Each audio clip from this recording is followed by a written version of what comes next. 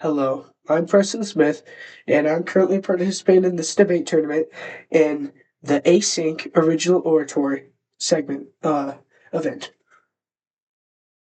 So, first off, before I get started, I'd like to focus on two words.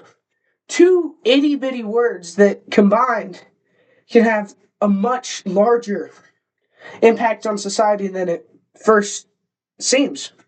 Those two words are family relationships. Families are important because what goes on in the home portrays what will go on in society. Individuals who learn and grow in their homes go out and represent their families in society. Every family has and builds and instructs the children who later become adults and represent them in society. The family is important because as children learn, grow, mature, and make mistakes and grow over time, it is what is taught in the home that is truly, or the basis of the home and how it was built. Not in the physical sense, but the way it was built in the sense of how their family was built. That kind of represents how society will be built. So over time, the world has over time, the world has tried to destroy the definition of a family. And it's gotten distorted and changed in all sorts of different ways. And it's kind of hard to know what is a traditional family or what is the most successful method of a family. And over time, there have been many different family methods, and there's been one that has stood above them all and has helped impact society and individuals, and it's really helped the country or areas as a whole that have tried it, and that is the nuclear family. So before I get started, I would also like to explain what the nuclear family is. The nuclear family is a family with a mother, a father, and their children living in the same home, learning and growing and making mistakes together and overall improving.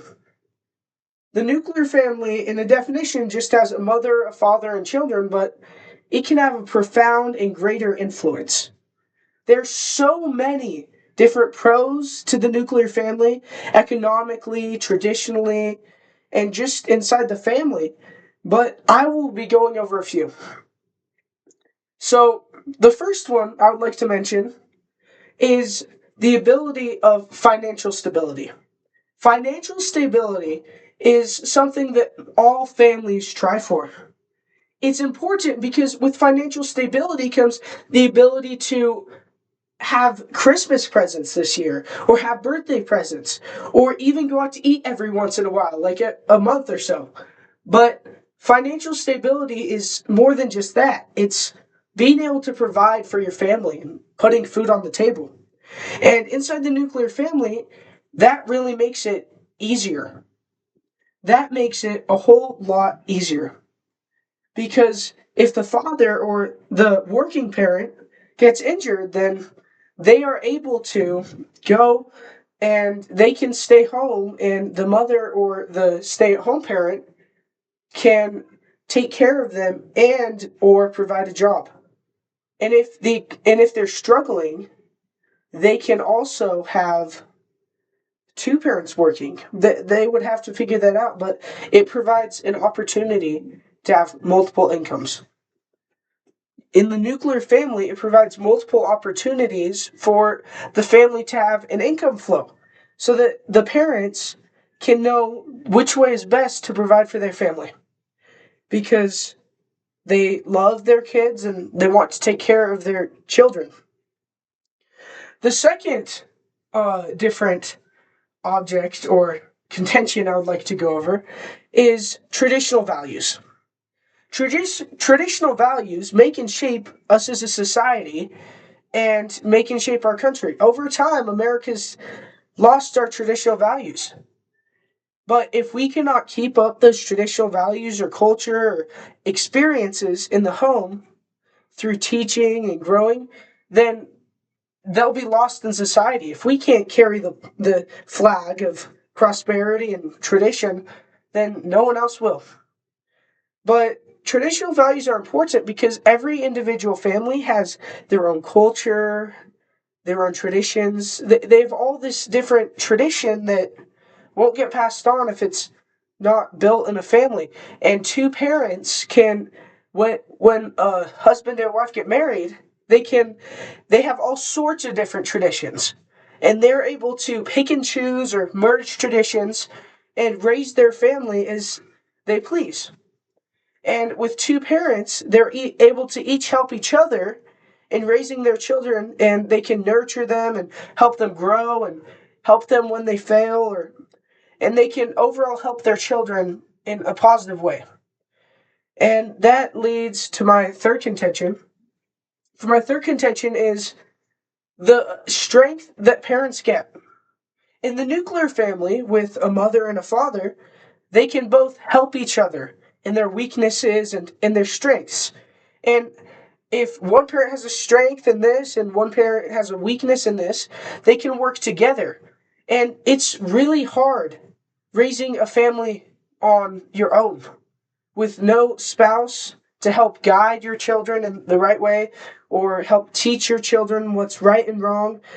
And unfortunately, throughout the world, abuse, divorce, or death, or many other instances make this hard. Which is why it's best to raise your family in kind of a nuclear family setting where there are two parents who are able to both care for and love their children and help them grow. And they can both help each other because life's a process. It's not just one event. It's learning over time and overall trying to get and overall trying to get better.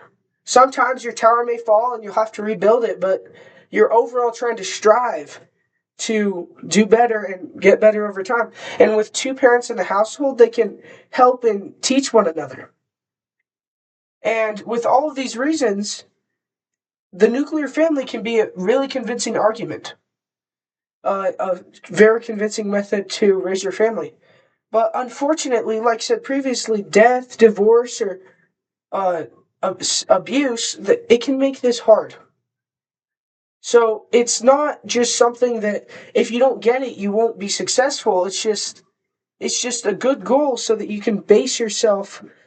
It will make it easier because when parents who love and care for each other and their children, they'll be able to be more successful and teach their children how to be exemplar citizens, both in the home and in a society.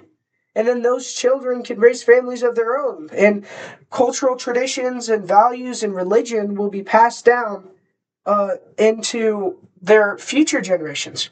And it's because of these reasons, the reasons of financial stability, the aid that parents get when they can raise children together. They're not having to do this on their own. And the fact that cultural and significances and traditions and religion and just things that are important to your family are able to be passed down easier. It's reasons like those that we need to pursue a nuclear family type model. And if it's not possible in your individual circumstances, that's okay. But that's just something to think about where it can really help a society at its roots, building it to the tree up, to the leaves. Because if you start a society good down at the base of the roots, there's no reason why it can't grow into a wonderful tree if it has good roots. And we need to re-implant our country on a good, stable family. Because with a stable family, and stable roots, it's hard to get blown and tossed in the wind. Thank you for your time.